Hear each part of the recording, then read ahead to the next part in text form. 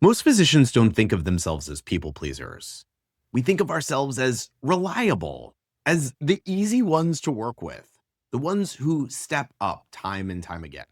But if you've ever said yes when you meant no, and then felt irritated, resentful, or just drained afterward, this episode is for you. Because people pleasing doesn't usually look like a problem. It looks like being a good doctor, but over time, it costs more than we like to admit. Well, hey everyone, and welcome back to the Better Physician Life podcast. Thank you so much for being here. So, today we are talking about people pleasing. And whether or not you use that phrase for yourself, you'll definitely recognize the pattern. This isn't about being overly nice or lacking confidence or not being assertive enough. It's about something that gets trained into us very early in medicine and then follows us into the heart of our careers. Saying yes when it would be a lot more honest to say no. Saying yes, not because you want to say yes to the opportunity or the committee or the extra work, but because saying yes feels easier in the moment. If you think about our medical training, it's basically a masterclass in this. Can you squeeze in one more patient? Can you stay late? Can you cover this shift? Can you join this committee? Can you take this extra call? And early on, saying yes works. It builds trust, it builds skill, it builds a reputation, it creates opportunities. I did the same thing when I joined my practice. I said yes to everything: extra patients, leadership roles, committees, interviewing candidates, opportunities I didn't fully understand in the moment. And for a long time, it paid off. My practice grew. I got heavily involved in medical group and hospital leadership. And most importantly, I learned a ton. But at a certain point, the costs started piling up. Early mornings stacked on late nights, clinics packed tighter and tighter with more and more patients, always one more thing hanging over the day. And the issue wasn't the workload, it was how I started to feel about it. I wasn't energized, I wasn't fulfilled, I was irritated. And at first, I thought that irritation was coming from other people asking for too much. But that wasn't what was happening. It was coming from me saying yes when I didn't actually want to. That's the part we don't like to look at because people pleasing doesn't feel dishonest in the moment. It feels helpful. It feels responsible. It feels professional until it doesn't.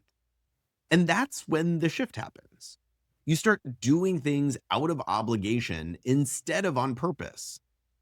And when you do things out of obligation, resentment usually isn't far behind.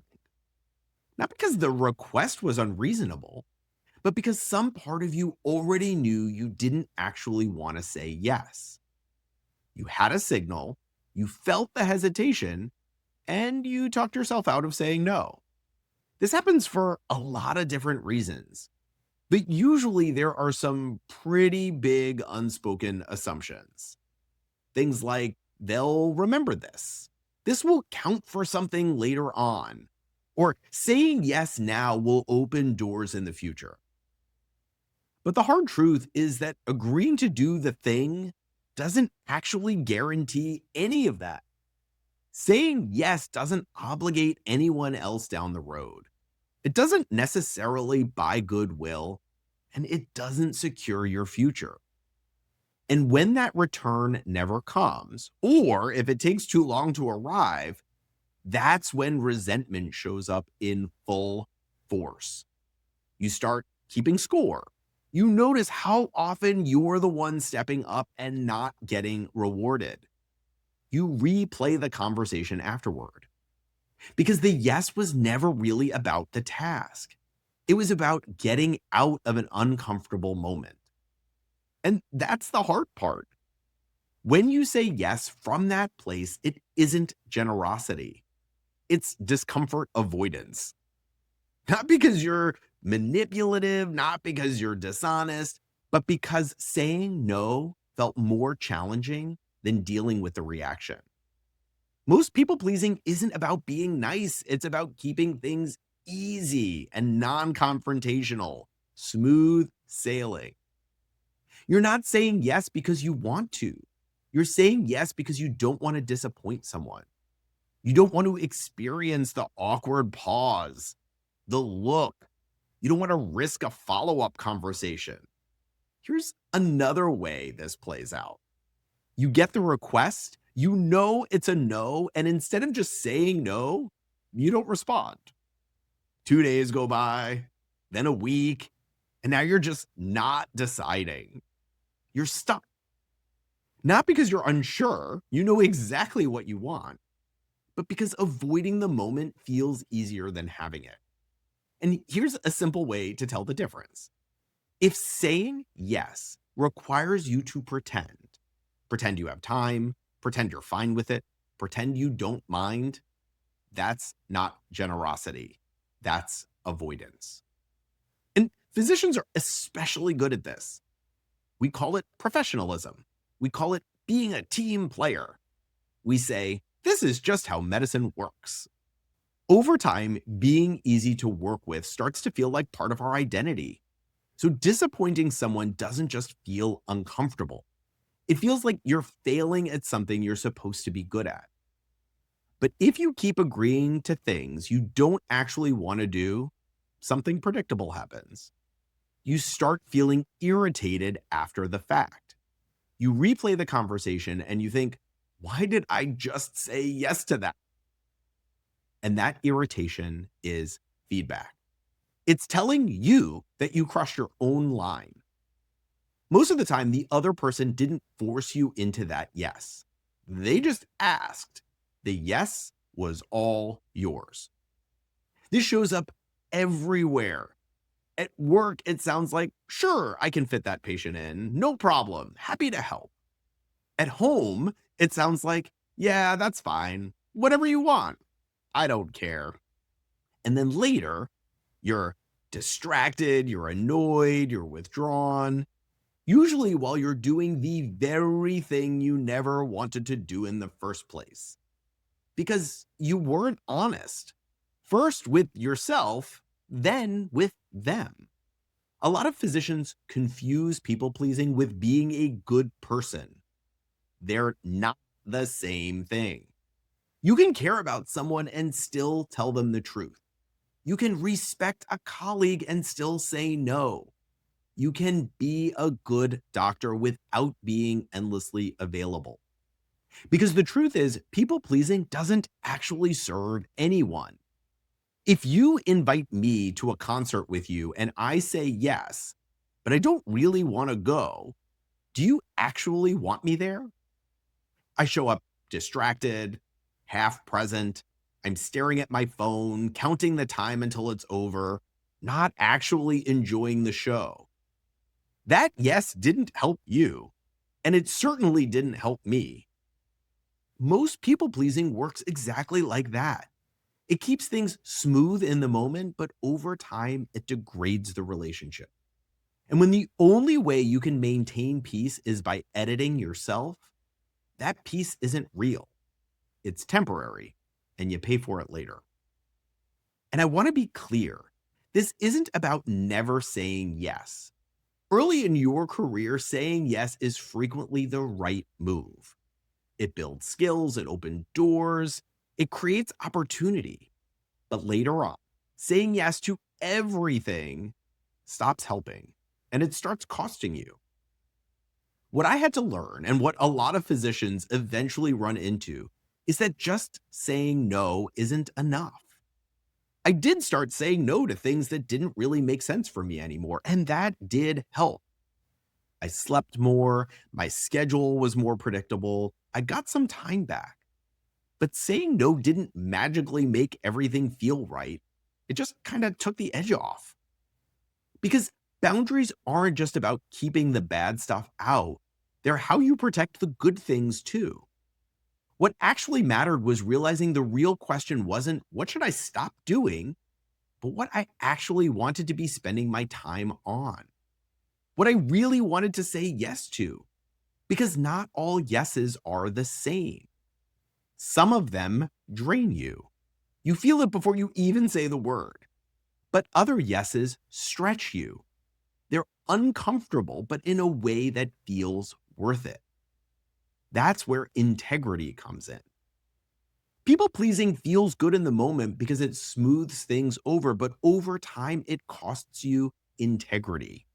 And integrity isn't about being rigid or confrontational. It's just about being honest. Does this yes actually reflect what I want? Or am I just trying to avoid an uncomfortable reaction?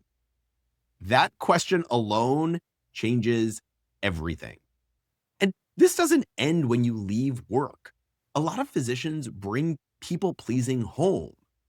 You stay on. You keep trying to manage the mood of the room. You avoid saying you're done or tired or completely tapped out. Not because anyone asked you to, but because you don't want to disappoint the people you care about the most, even when you're exhausted. Then those same physicians wonder why they're distracted or irritable at home. It's not because they don't care, it's because they never learned how to put down the responsibility once the workday ends. That transition from doctor to partner, parent, or just a person is another place where people pleasing just shows up. Like at work, a lot of physicians confuse being a good partner or parent with never disappointing anyone. So they keep saying yes. They keep carrying things. They keep showing up even when they're empty. Most of the time, it doesn't even show up as a conversation. You don't ask, you don't negotiate, you just take it on and tell yourself you should be able to handle it. You tell yourself that being supportive looks like this. But there's a difference between caring and doing something you don't actually have the capacity for. You can care about your family and still say, I want to be here, but I'm not at my best right now. Can I have a few minutes? I'm really sorry it was a tough day. Can I just have a little space right now? If you're saying yes at home and calling it being easygoing, but then you're resentful later, that wasn't generosity. It was avoidance. Avoiding tension, avoiding a reaction, avoiding saying what's actually true. And just like at work, it doesn't actually serve anyone because there's a cost that shows up later. Shorter fuse, less patience, more distance. If you look closely, it's the same exact pattern, just a different setting. At work, people pleasing looks like saying yes to avoid friction. At home, it looks like saying yes to avoid disappointing the people who matter most. Different stakes, same reflex. You keep smoothing things over. You keep carrying more than you want to be carrying. You keep telling yourself it's fine until it isn't. And the tricky part is that none of this feels like a big decision. It's just a lot of small yeses, small concessions, small moments where you don't quite say what you mean. And that's how people pleasing usually works. Not in big, obvious ways, just enough that it starts affecting how you feel at work and how you show up at home. And at some point, the work becomes noticing these moments in real time, finding a way to pause before the yes, being intentional with the decision instead of relying on the reflex to smooth things over. Because integrity is about saying the more honest thing, even when it feels a little awkward, even when it disappoints someone in the moment, even when there's no guarantee it will land the way you hope. Not to create conflict, not to prove a point, but to stop abandoning yourself in the small ways that add up. Because when you stay in integrity, it doesn't just serve you, it makes your yes mean something again. And by the way, people pleasing doesn't actually spare you from saying no. It just changes who you say it to. When you say yes to avoid disappointing someone else, the person you're usually saying no to is yourself. And over time, that's the relationship that takes the biggest hit of all. Thank you so much for being here and for listening. I'll see you next time on the Better Physician Life podcast.